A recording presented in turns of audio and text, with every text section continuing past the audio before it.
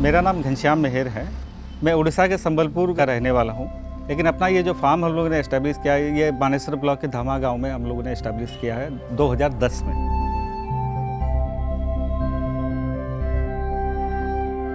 तो एक commercial unit establish करने के पीछे सबसे बड़ी बात होता है इलेक्ट्रिसिटी, कम्युनिकेशन, वाटर और मार्केट। ये चारों क्राइटेरिया को हम लोग नज़र में रख के हमने ये फार्म इस जगह पे एस्टेब्लिश किया।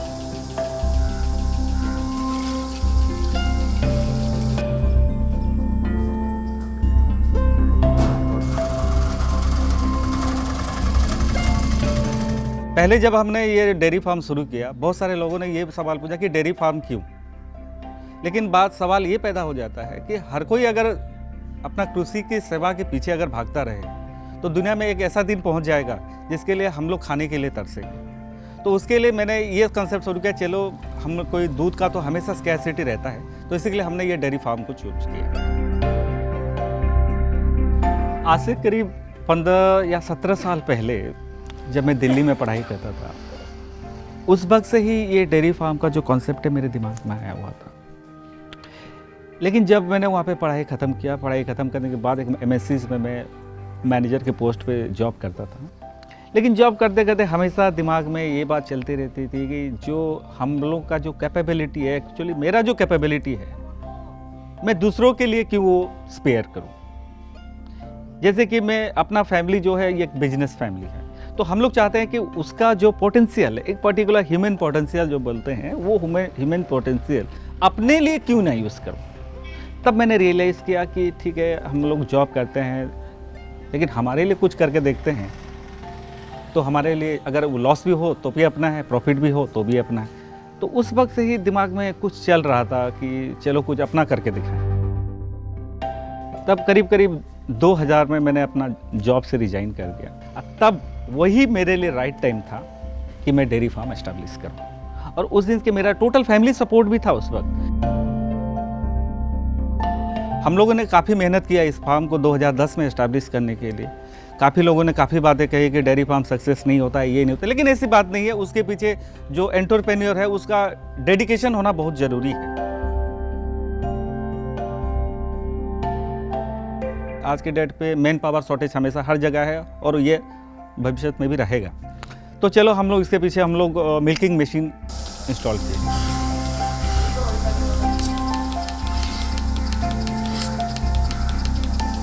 उसके बाद जो गाय का कंफर्ट के लिए, एनवायरनमेंट कंट्रोल के लिए हमने काफ़ी यहाँ पे जैसे फॉगर सिस्टम एस्टेब्लिश किया हुआ है। खुला एरिया, ओपन एरिया जो गाय के सेहत के लिए अच्छा है, वो भी यहाँ पे अवेलेबल है। और सेट कंस्ट्रक्शन जो होता है कि एक एनिमल के पीछे 120 स्क्वायर फीट फ्री स्टॉल में जो रिक्वायरमेंट आता है, हम उसी के हिसाब से हमने अपना ये स्ट्रक्चर बनाया हुआ है। अगर कोई 20 गाय से शुरू करता है, कमर्शियल डेयरी हम लोग सोचते हैं कि एक 20 गाय से कम होना ज़रूरी है, तो उसके पीछे कम से कम उसको 400 से 500 स्क्वायर फीट की एक सेट चाहिए।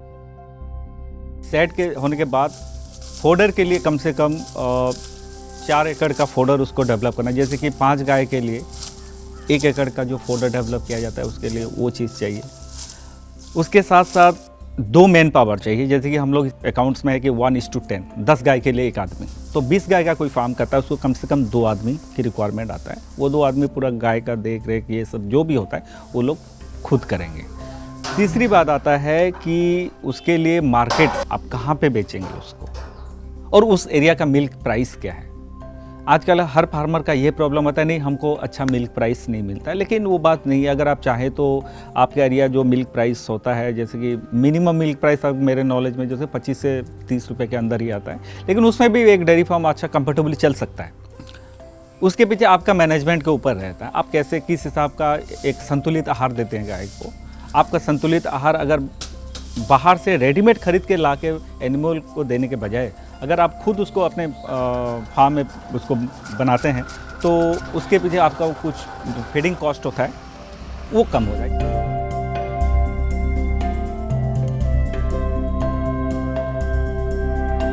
तो इसीलिए मैं यंग जनरेशन को काफ़ी इसीलिए बोला भी हूँ पहले भी, जो भी फार्म में आते हैं, और आज भी बोलता हूँ कि अगर उनका थोड़ा सा डेडिकेशन है, हार्ड वर्किंग है और रिस्क टेकिंग कैपेबिलिटी है, तो ये डेयरी फार्म के पीछे आने से उनके पीछे कोई दिक्कत नहीं आएगा। लेकिन अगर आप चाहें कि नहीं मेरे को यहाँ घर में बैठ के डेयरी फार्म चलाना है, तो डेयरी फार्म उसके पीछे नहीं चलाया जा सकता। फार्म करना और उसको प्रॉफिट में लाना, ये दो अलग अलग चीज़ होता है। फार्म को प्रॉफिट में लाने के लिए सबसे बड़ी बात होता है कि हाईली प्रोडक्टिव बेनिफिटेड गाय होना चाहिए, जो कि एक डेयरी फार्म सक्सेस के पीछे सबसे बड़ी बात है। जो अपना फार्म मैन्यूअर होता है वो भी एक इनडायरेक्ट प्रॉफिट होता है डेयरी फार्म के लिए। मैं सुबह कम से कम 5:30-6 बजे फार्म पे आता हूँ। फार्म के आने के बाद यहाँ पे देखता हूँ कि गायों का जो खान पान होता है वो सही डिस्ट्रीब्यूट हुआ है या नहीं हुआ है। तो पहले हम लोग शुरुआत करते गाय के खाने पीने से। एक बार खाने के पीछे उसके आधा घंटा हम लोग का चला जाता है। उसके बाद हम लोग मिल्किंग करते हैं। मिल्किंग कम से कम हमारा 1-1.5 घंटा मिल्किंग चलता है। मिल्किंग के बाद हम लोग को गाय लोग को फिर खाने के लिए छोड़ देते हैं। खाने के बाद हम लोग मिल्क का जो अपना हिसाब किताब रहता है, जो अकाउंट चेक करते हैं, कहाँ पे कितना मिल्क जाना है, किसको कितना देना है, क्या करना है, पूरा अकाउंट टोटल चेक करते हैं। कम से कम 10 बजे हम लोग गाय लोग को जो अपना सफाई धुलाई सफाई करना पड़ता है हम लोग वो करने के बाद हम लोग करीब 11 बजे सुबह का 11 बजे तक अपना काम ख़त्म कर देते हैं। सेकंड शिफ्ट जब शुरू होता है, सेकंड शिफ्ट हम लोग का 3 बजे शुरू होता है। तो 3 बजे जब हम लोग सेकंड शिफ्ट जब शुरू करते हैं, उसके बजाय पहली बात है वही सेम चीज़ हम लोग रिपीट करते हैं। तो उससे क्या होता है कि शाम को हम लोग को खाली एक चीज़ करना नहीं पड़ता, जो कि हम लोग को सैनिटेशन प्रोसेस जो होता है हम लोग वो नहीं करते हैं, बाकी वही एक्टिविटी हम लोग को करना पड़ता है। तो करीब 3 बजे हम लोग मिल्किंग, 3-3:30 बजे हम लोग गाय को अपना सेकंड शिफ्ट शुरू होता है। तो दाना वाना जितना देना होता है गाय लोगों को उस वक्त हम लोग डिस्ट्रीब्यूट कर देते हैं। उतने करने के बाद फिर मिल्किंग करते हैं अराउंड 4 to 4:30 o'clock। उसके बाद हमारा यहाँ पे कुछ लोकल मार्केटिंग हो जाता है इवनिंग में। कुछ लोग गांव से आते हैं, लोकल हम लोग सेल कर देते हैं। कुछ होता है जो कि अपना सोसाइटी ओम फेड जाता है।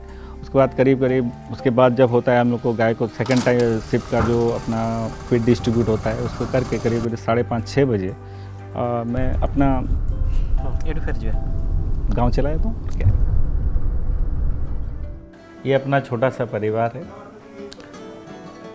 और जिस दिन से मेरा ये एस्टेब्लिशमेंट शुरू हुआ है और जो भी डिसीजन मैंने लिया है अपना जो जॉब छोड़ के, तो इसे जॉब छोड़ के जब अपना एस्टेब्लिशमेंट किया, इसके लिए कम से कम अपने फैमिली के लिए भी टाइम दे पाता हूँ, अपना बिजनेस भी अच्छी तरह चला पाता हूँ, जो कि शायद जॉब में रहने से मैं ये नहीं कर सकता था। और इसलिए ये जो डिसीजन लिया है उसके लिए मैं क्वाइट सेटिस्फाइड। ये जो अवार्ड हमको मिला था ये 2013 में मिला था, best dairy farm western Orissa dairy farmer के हिसाब से। जब अवार्ड मिला काफ़ी छोटे छोटे फार्मर आए थे, तो वो लोगों ने काफ़ी मेरे साथ इंटरेक्ट किए, वो लोग काफ़ी मोटिवेट भी हुए। और उसके बाद वो काफ़ी डेयरी फार्मर जो भी इंटरेस्टेड हैं वो फार्म में आए। कुछ दिन तो हमको 2 दिन 4 दिन के लिए छोटा छोटा हम लोग ट्रेनिंग प्रोग्राम वहाँ पे ऑर्गेनाइज़ किया उन लोगों के। और आज के डेट पे जो अपना फार्म हुआ है उसके पीछे ये कारण है कि हम भी चाहते थे कि हमसे लोग कुछ सीखें और इसको एक रोज़गार के जरिया बनाएं, जो कि आजकल के गांव में ये बहुत बड़ी स्कोप जनरेट हो रहा है। तो हम लोगों ने छोटा छोटा ट्रेनिंग प्रोग्राम वहाँ पे ऑर्गेनाइज़ किया और आज के डेट पे वो अपना छोटा डेयरी फार्म आराम सक्सेसफुली रन कर रहे हैं अपने गांव में।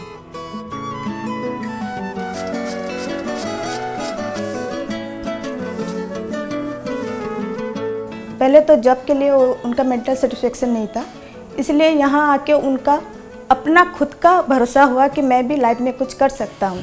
इसलिए उन्होंने वही काम किया जो उनको अच्छा लगा। इसके लिए मैं मेरे फैमिली मेम्बर सब उनके लिए बहुत प्राउड है। जाकिर सनी डेयरी फार्म का नाम एक डेयरी फार्म एक स्टार्ट हुआ है पिछले 5 साल के पहले। वहाँ पे मेहर बाबू एक हाईली एजुकेटेड पर्सन होने के बावजूद नौकरी के पीछे नहीं भागकर वो अपना खुद एक बिजनेस वहाँ पे स्टार्ट किया है। वो एक सेल्फ इंडिपेंडेंट होने के बावजूद वहाँ हमारा एरिया का कुछ बेकार युवक थी यहाँ पे काम करके अपना परिवार भी प्रतिपोषण कर रहे हैं।